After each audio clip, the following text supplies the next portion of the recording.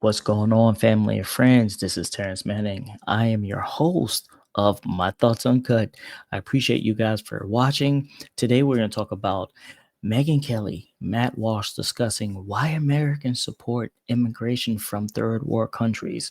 We don't know why. I don't know why, but let's check out what they have to say. This Omar Fateh, the guy running for mayor against Jacob Fry, who's also terrible, in Minneapolis, you mentioned, if you wake up at a time capsule and see this, you think you were in Somalia. And here is a bit of that. I mean, it's really kind of remarkable. Waving the Somali flag. Watch, we pulled a soundbite of it. Somalia, Hiran State, Mawisle. Why is he waving the Somali flag? He's in Minnesota. He should be waving the U.S. flag or the flag that represents Minnesota, which is not the Somali flag. Yes, there's a whole bunch of Somalians in Minnesota, but this is the United States of America. If you want to wave your flag for anything cultural celebration, cool, but you're running for office in the United States of America. I don't get it. If you love your country that much, why did you leave it? Just go back. Doesn't make sense to me. Mawisle. Early voting hadda illa November 4. I need your vote. What is this? Is this America or is Wasn't this even in Somalia? You love English. Somalia so much, go home. It's just like Ilhan Omar. They're coming over here, and as Trump would say, they're not bringing their best. I saw you propose on your show recently that there should be a rule that if we look past, 10 years or so, go look back, and there's some country that's sending a bunch of their citizens over here, and more than 10% of those folks are on the public dole. No more immigrants from those countries. We're like, stay home.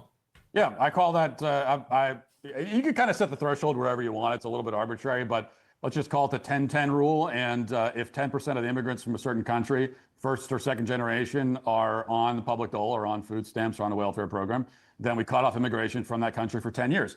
And I think it's actually pretty generous. It's a high threshold. I mean, That's too high. I think it should be like 5%, maybe lower. You can even go 2-3%. They should not be coming over here and be on welfare.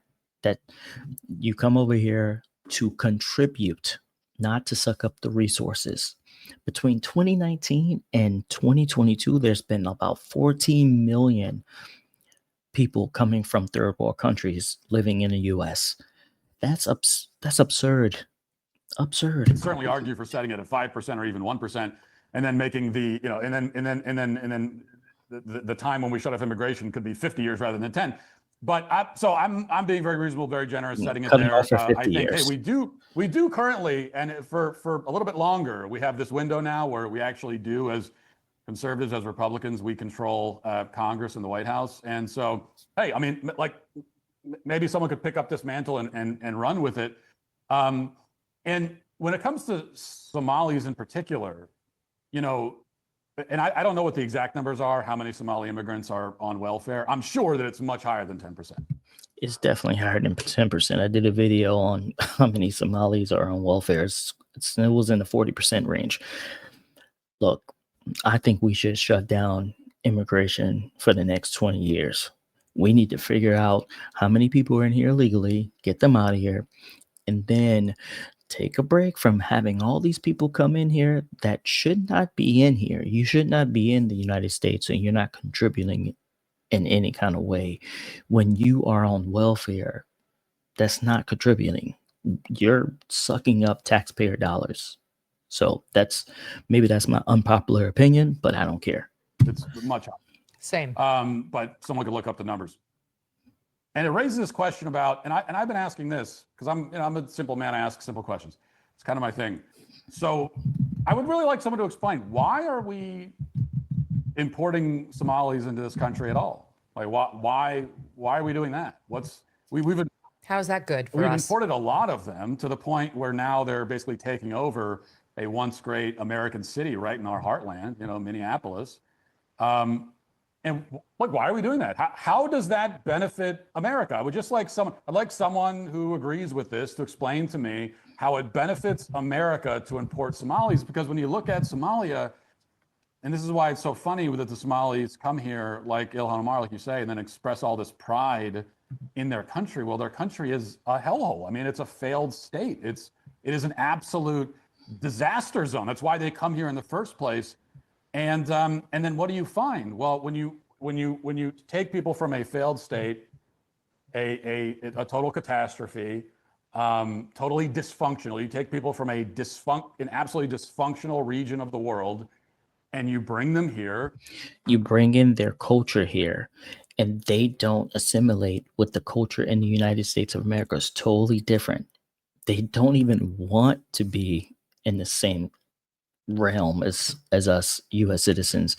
They separate themselves. They do their own thing all the time. They don't care about what we do culturally here. And it also affects the wage depression. It's because these people are low-skilled workers. That's why almost half of them are on welfare. They come over here and they do low-skilled things, low-skilled jobs, and that's not contributing. And they also take away from United States citizens who can be doing those jobs instead of immigrants who come here, suck up our resources. What do you find? Well, you find dysfunction here. You've imported the dysfunction here. And so why are we doing that? How does that benefit us? And whenever I ask this question, mostly it's ignored, but if anyone attempts to answer it, they always give answers about how it benefits Somalia. They always tell me that, well, it's nice for Somalis that they're able to come here. Do you really want to tell them that they can't come here? Wouldn't that be mean? Isn't that cruel? Well, that's not what I asked, though. I said, how does it benefit us? What does it do for me? What does it do for you? What does it do for your family sitting around the dinner table, wherever you live, to import Somalis into this country? And if the answer is it doesn't benefit us at all, well, then I think that we shouldn't need the 10-10 rule. That's enough reason right there to just cut off that spit. Ladies and gentlemen, family and friends, you tell me in the comments.